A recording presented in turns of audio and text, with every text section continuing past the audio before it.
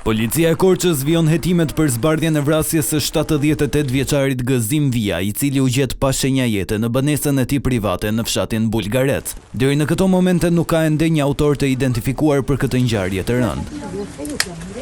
Por, sipas burimeve nga grupi hetimor, pista kryesore mbetet ajo e grabitjes. Ekspertiza paraprake ka zbuluar se i moshuari ka patur shenja dhune në trup, goditje në kokë dhe në pjesë të tjera të trupit, çka besohet se kanë çuar në humbjen e jetës. Policia ka marrë në pyetje familjar të viktimës, të cilët kanë treguar për persona të mundshëm që mund të kenë patur konflikte apo motive për të sulmuar të moshuarin.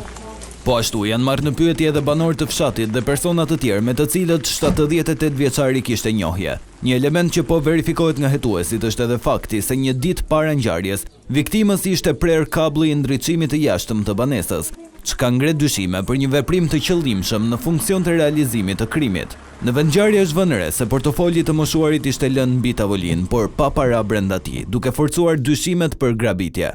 Burimet bëjnë me dije se 78 vjeçari jetonte i vetëm dhe kishte si të ardhur kryesore pensionin, pa burime të tjera financiare.